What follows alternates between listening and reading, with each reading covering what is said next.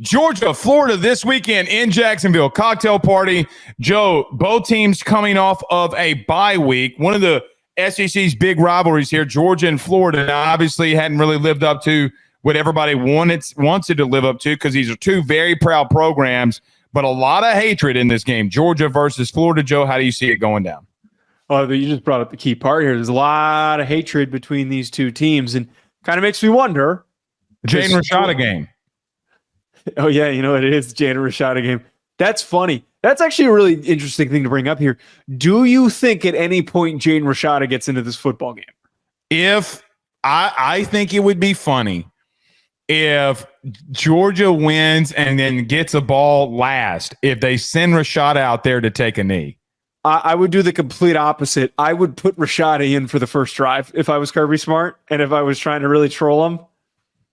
I don't know. I think that because that'd be like a total mind F. Like that would be like a total, like if you really want to rattle the composure of Billy Napier, do that to see how pissed off he'll get. He's probably not going to do this, but I don't know. Kirby's not above something Kirby like that. Would do that. I mean, Kirby was on the staff, if I'm not mistaken. They both come from Saban's staff. There's a level of respect because of the little man that I don't think that happens regardless. Okay. But it is the Jaden Rashada game. It is the Jaden Rashada game. This Florida team's better than I think some people realize. Mm-hmm. Since DJ Lagway took over, they've been a little bit more explosive offensively. Not as consistent because Mertz was like 76% completion percentage, but 9.9 yards per attempt. They're able to pick up some pretty big plays. Elijah Badger, Chimere Dike, they both have been pretty quality receivers so far this season, guys to pay attention to. Their offensive line also has only allowed 10 sacks this season. They have quietly been one of the best offensive lines in the SEC and even in the country with how little pressures they're allowing to a true freshman quarterback of all situations. Outside of that, though, I mean, this is Georgia. Georgia should see red and see an opportunity to see their rival and to bury him. When was the last time that this game was like really, really competitive and close? Was that probably under Dan Mullen? You got about a half last year where this was competitive. Does that count? I mean, over 50%, I don't know. But listen, here's what I'd say. I don't believe in this offensive. Well, how do I want to say this? I don't believe in this offense in the sense of that I don't know if Billy can be the one that schemes things up to beat Georgia. Okay.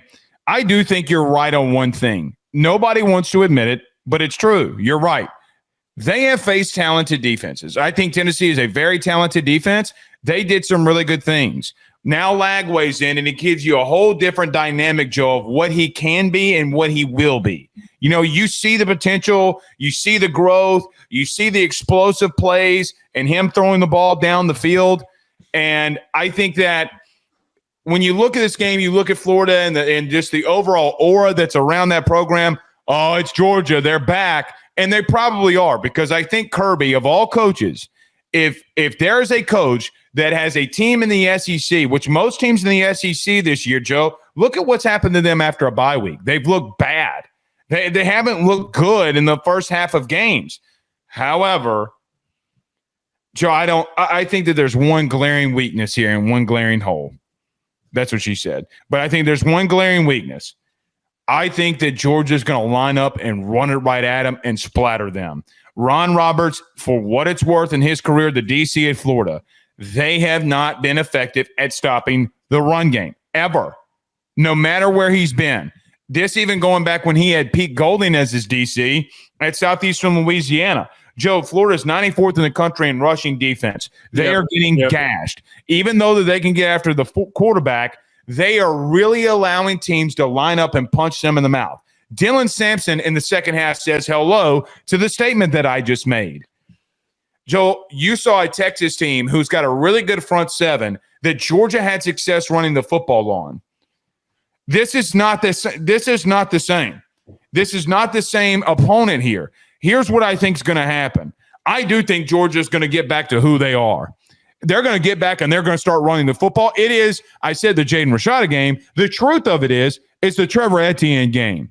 Is number one going to line up and bust somebody up? Because I'm going to tell you right now, what I saw going back today and rewatching Georgia versus Texas, Joe, They busted Texas up late in that game. Even with 3 turnovers, they were busting them up inside in that run game.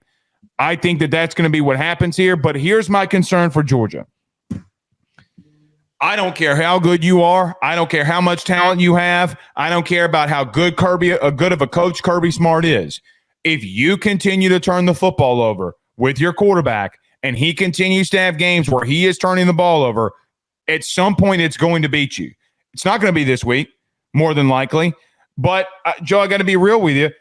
Florida, for what it's worth, hasn't necessarily been bad at finding ways to get turnovers. They haven't. They're top 20 in the country in doing so. More than everybody else of what's doing. The ball will pop out of thin air or a ball slips out of your hand.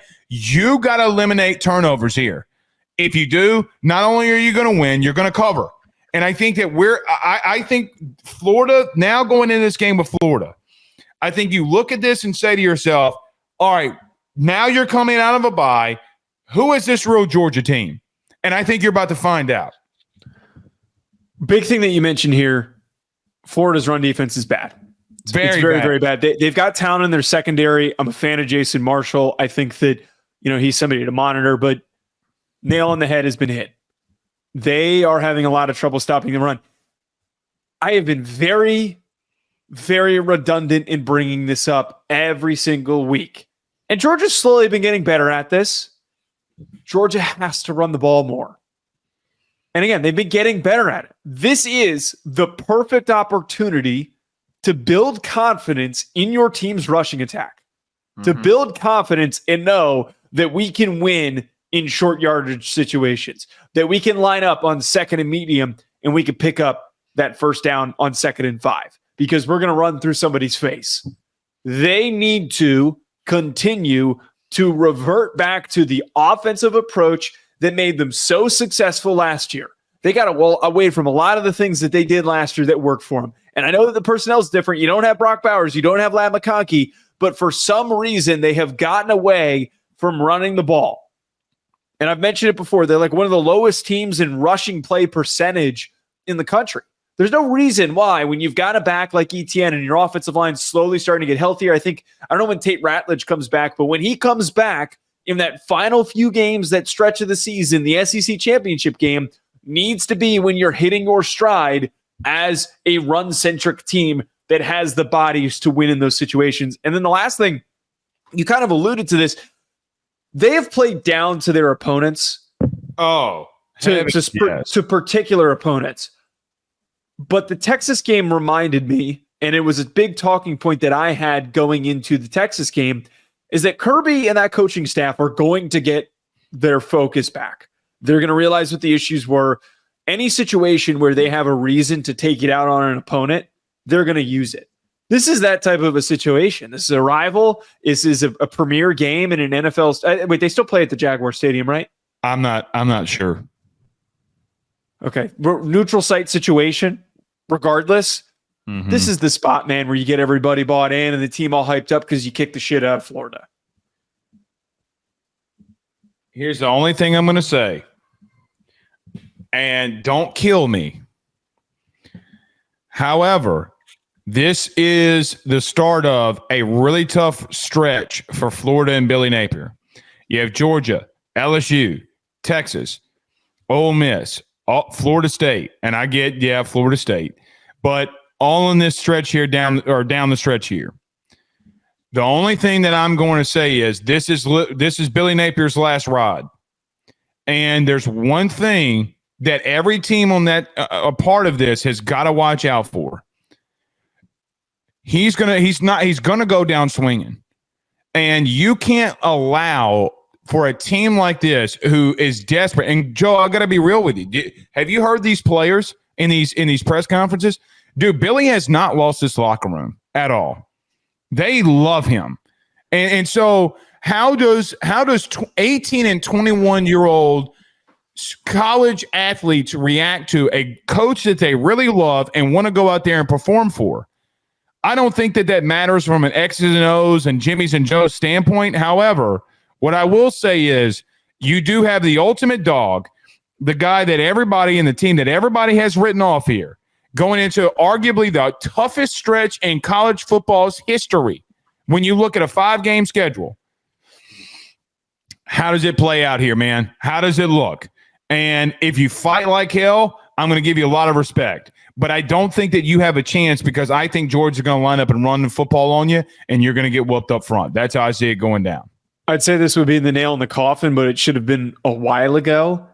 The whole administration thing for Florida. Mismanagement of Tennessee should have been the nail in the coffin. Go into a bye week, come out against a bitter rival in Georgia, and then throw everything else at them, man. The shit show with their administration is going to save him. So he'll end up be given plenty of extra time. I don't know when that firing is going to happen. It probably won't be after this game. BetOnline remains your top spot for all of your live betting action and contests. NFL, college football, UFC, NHL are all in full swing.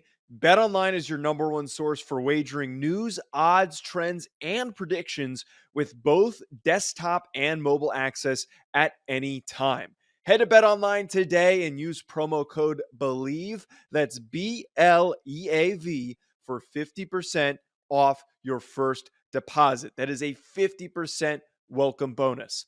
BetOnline, where the game starts.